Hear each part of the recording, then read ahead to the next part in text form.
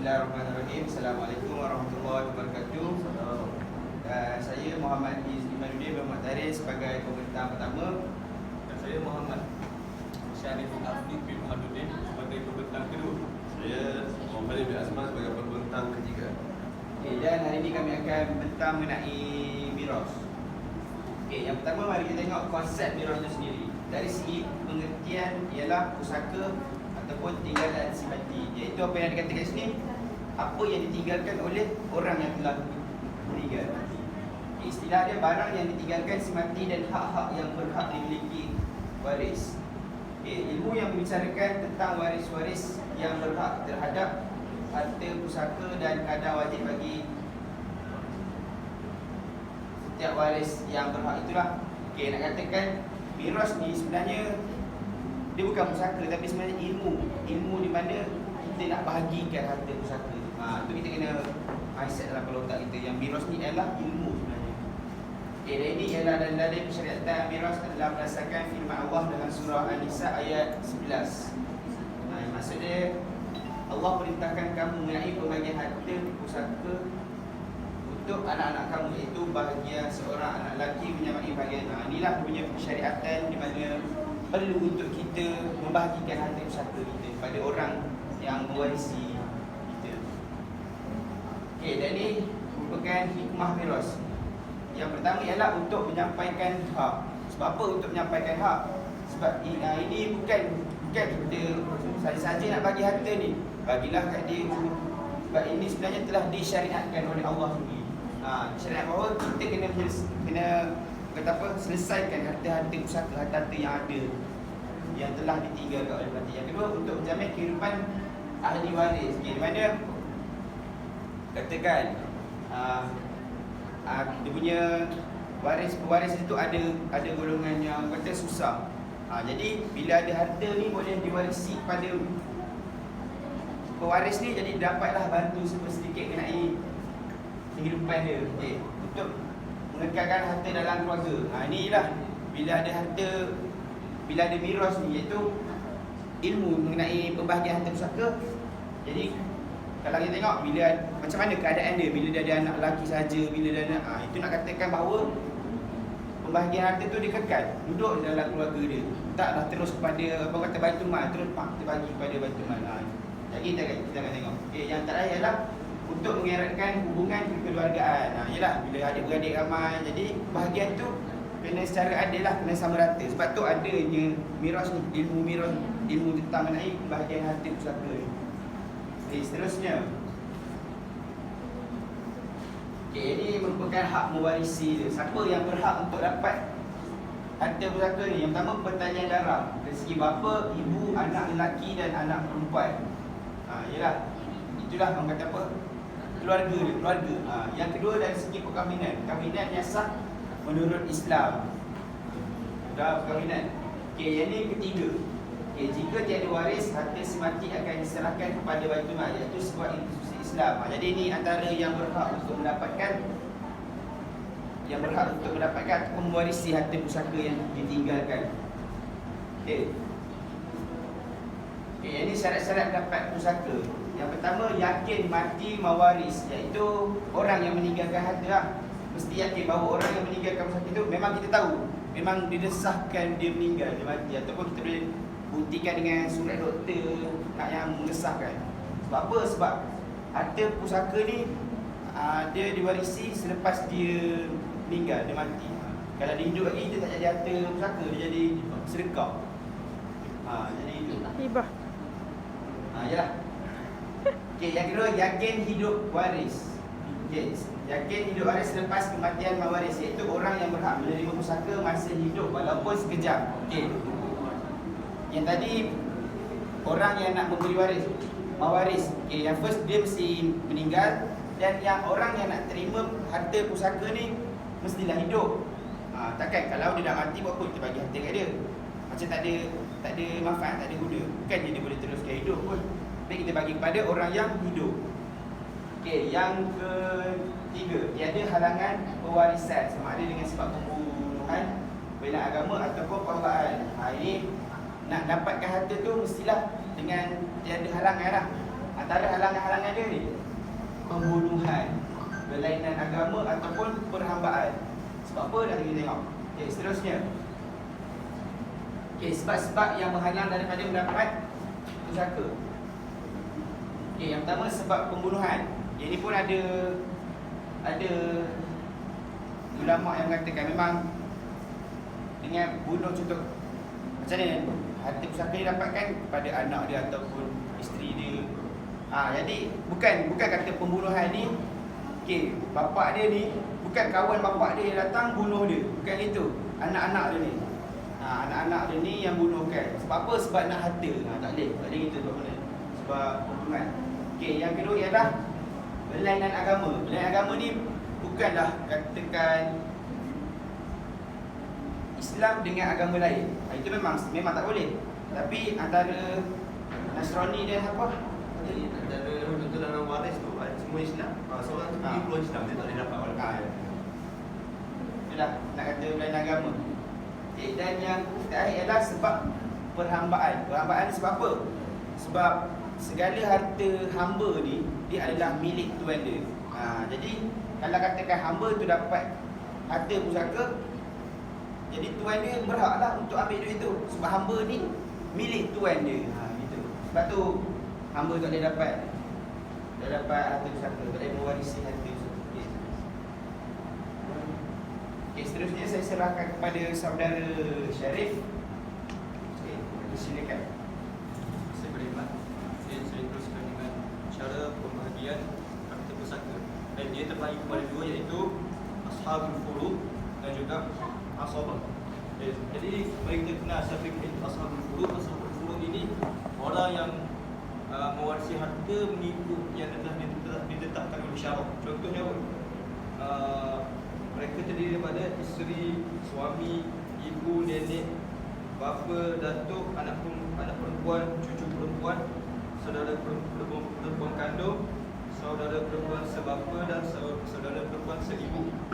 Jadi contohnya apa? Dia dapat mungkin dapat 1/2, 1/3, 1/4, 2/3, 1/6 atau 1/8. Okey, itu untuk ashabul furud. Lepas tu untuk ashabah, ashabah ini terbagi kepada 3, iaitu ashabah bi nafsihi, ashabah bi ghairi dan juga ashabah ma'al ghairi. Dan apa itu ashabah bi ghairihi?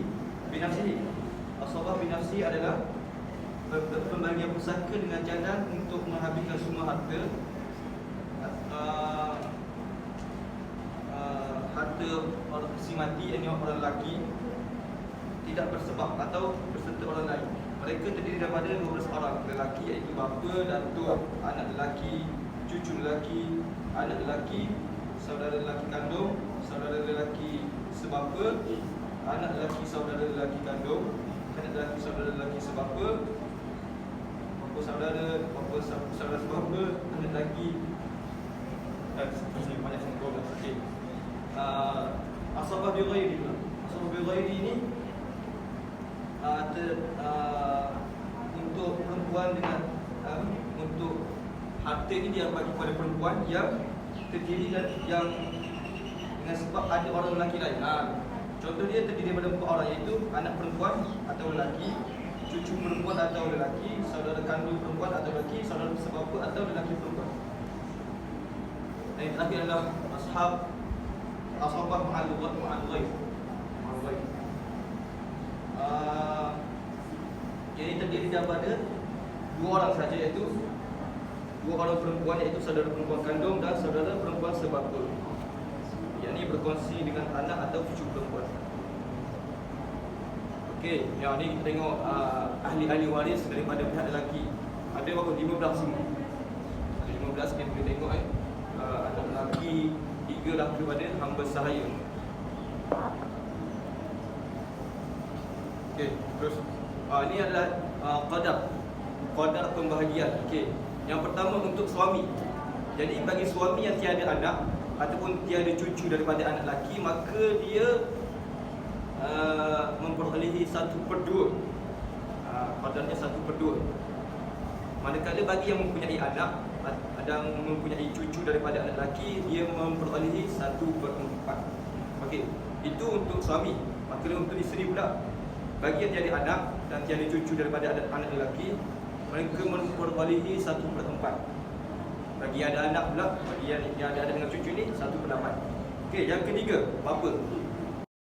Okey, seterusnya yang ketiga, bapa. Bapa yang mempunyai anak atau cucu daripada anak lelaki, mereka akan memperolehi kadar 1/6 daripada harta tersebut. Dan bagi yang ada cabang waris, mereka akan dapat 1/6, 1/6 dan baki. Okey, seterusnya yang keempat, ibu.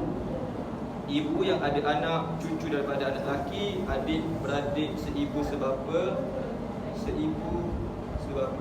Okey, mereka akan memperolehi 1/6. Okey, seterusnya bagi yang tiada anak, tiada cucu daripada anak lelaki, adik-beradik, seibu sebapa, dapat 1/3. Dan yang terakhir, ada suami atau isteri dan juga ada bapa, akan memperolehi 1/3 dan lebih. Okey, yang kelima, anak perempuan. Anak tunggal akan dapat 1/2. Dua orang atau lebih tiada anak lelaki 2/3 dan juga asabah. Jika bersama anak lelaki, asabah. Okey, ada berapa lagi? Okey, ada 3. Okey. Yang keenam, datuk. Datuk yang ada cucu atau anak lelaki yang mati dan anak lelaki akan mendapat 1/6 qadarnya. Yang ada adik-beradik lelaki 1/3 bersama anak perempuan atau cucu perempuan akan mendapat 1/6 dan asabah. Tiada anak lelaki atau cucu, asabah sahaja. Jika ada bapa si mati, mahjub. Mahjub ni terhalang. Okey. Yang ketujuh, nenek. Nenek ini sama ada anak atau tidak, maka dia perlu berkongsi, iaitu 1/6 dan asabah. Tiada bapa dan tidak bersama anak atau cucu, asabah sahaja. Jika ada bapa si mati, mahjub. Dan yang terakhir adalah cucu perempuan dari anak lelaki. Tiada anak 1/2, ada 2 orang atau lebih. Tiada anak lelaki, tiada 2 anak perempuan, tiada cucu lelaki dari anak lelaki dan 2 adik perempuan seibu sebapa akan memperolehi 2/3 daripada qadar. Dan yang terakhir adalah bagi cucu perempuan dari anak lelaki yang tiada anak lelaki, tiada cucu lelaki dari anak lelaki, anak perempuan ada anak perempuan tunggal, maka dia akan mendapat 1/6. Dan juga itu asabah jika bersama dengan cucu lelaki daripada anak lelaki. Okey, itu saja untuk kadar pembahagian harta pusaka. Okey, kita terus kepada permasalahan penyelesaian. Bismillahirrahmanirrahim. Assalamualaikum warahmatullahi wabarakatuh. Hari ini saya akan menjelaskan atau membentangkan sedikit tentang permasalahan dan penyelesaian dalam pengagihan harta pusaka. Jadi mari kita pergi lebih lanjut. Saya pergi kepada waris daripada pihak lelaki. Seandainya contohnya isteri yang meninggal, kan? Isteri yang meninggal. So yang tinggal adalah suami pertama ataupun bapa. Kalau tahu bapa dan juga anak lelaki. Ini contoh 3 sahaja yang dapat untuk ashabul furud. Jadi kalau kita tengok pada fardu dia, suami dapat berapa? Iaitu 1/4. Maka bapa dapat 1/6 dan anak lelaki dapat asabah. Kalau pada mana kita lihat 1/6, 1/4 dan asabah. So 1/6 yang paling besar. Macam mana kita nak menyelesaikan masalah ini? Kita kena mencari asal masalah dulu. 4 dan 6 tu pembawah dia tu. Macam mana kita nak samakan ialah dengan kita darabkan kepada 4 darab 3 dan juga 6 darab 2. So kita dapat 12 asal masalah. Jadi secara tidak langsung saham bapa mendapat 3. Saham bapa 2, saham suami 3 dan juga asabah itu untuk anak lelaki 7. Secara totalnya saham adalah 12.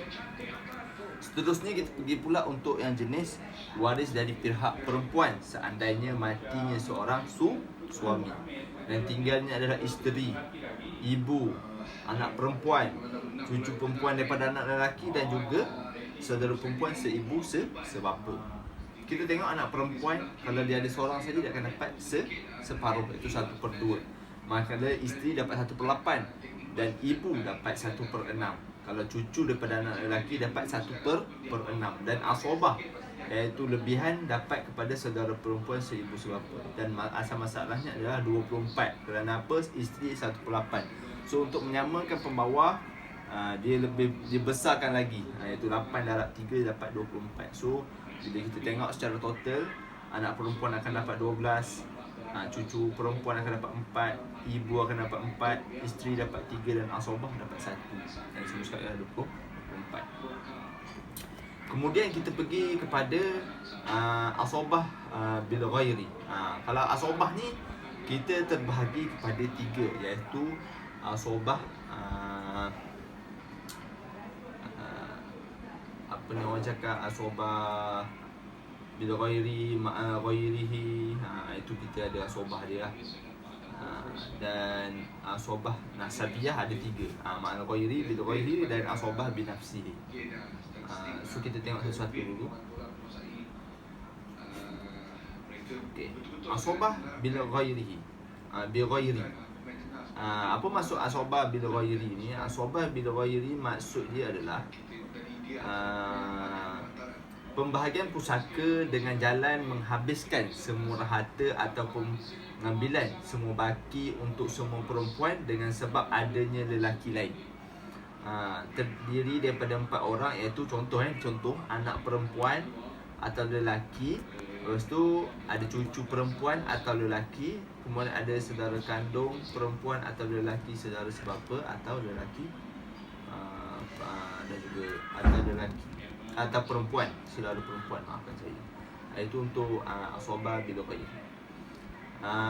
So kalau kita tengok pada permasalahan ini, dia meninggalkan bapa, ibu, anak perempuan, anak lelaki dan juga saudara perempuan. Saudara perempuan ini akan mahjub sebab adanya anak lelaki itu. Kemudian bapa dapat berapa dengan ibu, itu dapat 1/6. Dan anak perempuan dan anak lelaki akan dapat asobah lah. So kalau kita lihat asal masalah dia mudah saja, ada 6 sebab ibu bapa dah ada memang 6 dan anak perempuan dan anak lelaki asobah. So mudah saja, dapat 6 lah. Okey, kita tengok pula kepada asobah ma'al ghairi. Apa itu asobah ma'al ghairi?